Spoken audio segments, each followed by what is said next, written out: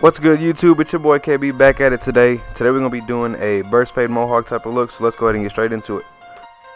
So for this type of style, you really want to make sure that your canvas is clean and really prepped to go. So I'm going to start it out by combing it out, and then I'll pick it out right after. And my step after this, I'm going to come through with my Slimline Pro and go ahead and start out the sort of burst shape that I want to do. So for each client, you want to make sure that you contour the shape to their head. Don't just make a circle just to make a circle. Make sure that it really does follow the shape of your client's head.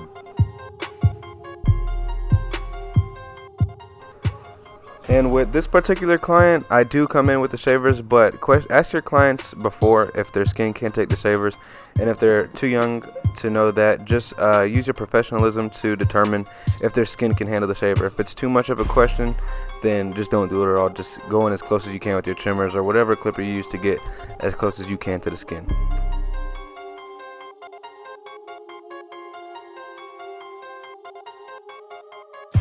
So now I'm going to clean up that canvas some more. I'm going to come in with my 1 guard close and go with the grain. This is just to lay everything down and make sure that everything is even. And then after that, I'll come through with my 1.5 guard and just make sure I got the shape going on that I want around the head before I actually start to fade it.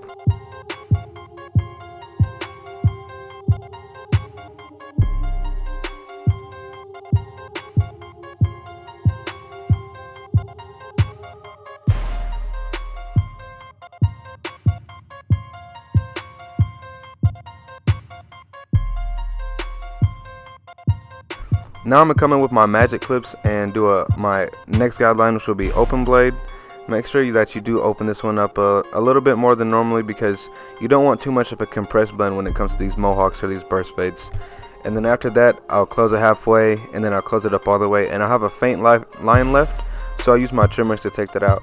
And most of the time when you have that faint line left from where you pressed your trimmers in, that's the same clipper you're going to use to take it out. So if you see yourself struggling with that, don't be scared to go back with what you started with.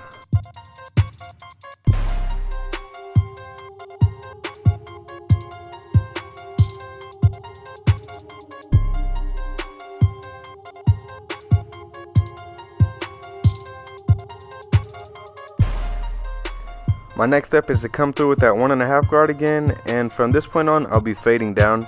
So I have my 1.5 guard opened up halfway, and I'll just follow the shape of my client's head because we are going for that burst mohawk type of look.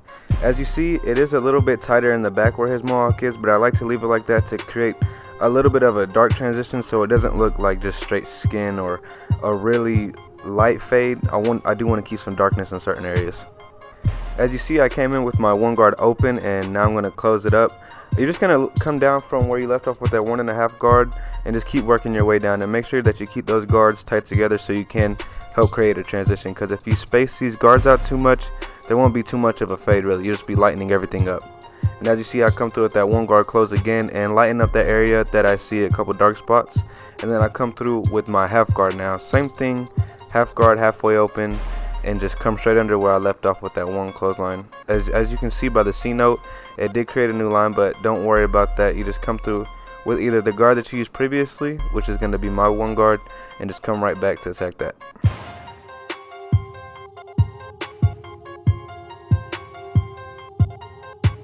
Now I got my no guard again, and it's going to be all the way open, and that's to blend into that half guard halfway. With this step, you do want to flick out so you're not creating another harsh line. It'll just kind of blend straight into that half guard.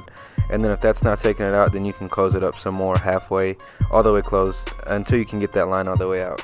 But always make sure to do detail work. So as you see, I finished all my steps, and after this, I'll come back and do a little bit more detailing with all the previous guards that I used before.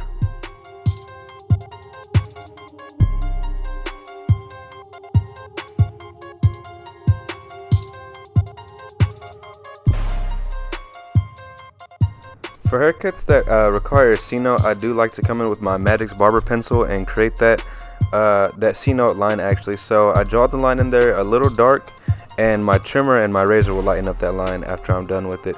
But I like to create that shape to help show me where I actually want that line.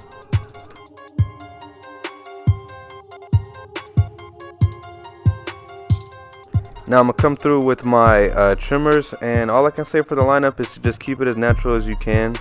And unless the client requests you to push it back to make it a little sharper, but once again, use your professionalism to kind of help them make that choice if it'll grow back ugly in a couple days, or who knows, it might look good, just depending on knowing your client and his hair.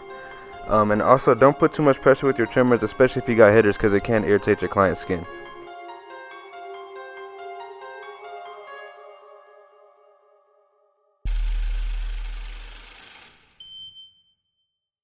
Now I'll be coming in with my Topic hair fibers, and I'll just be spraying it lightly on his C-note just to help darken it up and enhance it a little bit. After that, I'll come through my razor to clean up the rest of that white pencil line and just enhance the cut. That razor will take your cut to the next level, so make sure that with every client you're using the razor, unless their skin once again can't take it. But yeah, that razor is key to most of your haircuts. Now with the razor, all I can really tell you is to make sure that you stretch the skin in the opposite direction that you're about to use it in.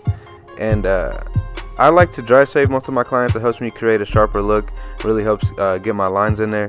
But some clients do require shave gels, so like I said, it's all about knowing your client.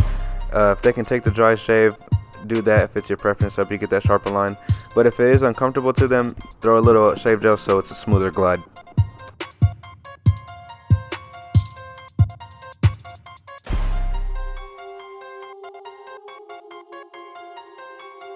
Now as you saw, I went against the grain with the razor to help sharpen that line, and then I went with the grain just to clean up all those excess hairs around the C-note. It's all about those little details that really help make your cuts pop out so you can get all the hairs. You see my boy Sean in the back killing it. Shout out to Sean. Follow his Instagram at smgblends_. He's another co-barber in this Temple area, so if I can't get you, he can for sure. Now this back area was a part that I was truly struggling with. His hair does grow in a different direction back there, so I blended it a little bit more with that open blade, and then I'm gonna line it up to really see what I'm working with, and I'll come back with a couple more guards to help get that blended in a little more. But if you really looked at his hair doesn't grow down in that direction, it kind of grows to the side, so it took me a second to realize it, but I had to come in and fade it from the side instead of how I normally would on the rest of the fade, because the only way you're really going to create a fade is if you go against the grain. So I had to find a way to go against the grain in that area.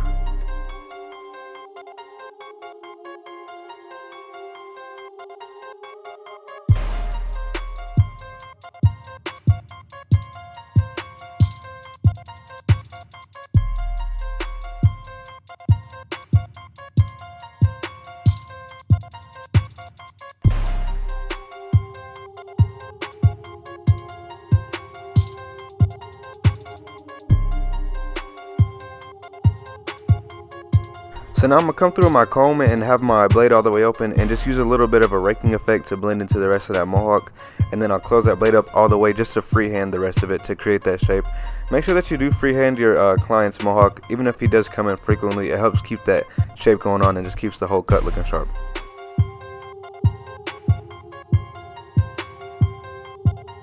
And like I was saying in the beginning, always make sure that you hit your cut with some extra detail work to help you set yourself apart from the others. I did see a couple dark spots, maybe a couple lines in there, so I come through with all the previous guards that I used before and just open them up, close them, just whatever it takes to hit the spots that you see. But make sure that either during the cut or after you're done with most of the cut, always put in that detail work. And this is the finished look of the cut, so if you did enjoy, please do me a favor, like, comment, subscribe, and share. Also leave a comment below, let me know what you guys want to see next, what you guys like about the video, stuff like that. Shout out to my client Sean for making me this beat. I'll have his Instagram in my bio, and my Instagram is at Kbchops_. Go ahead and check that out. Check out the rest of the content that I post on there. But for the rest of the video, I'm gonna let this ride out, and I'll see y'all next time. It's your boy KB, and I'm out.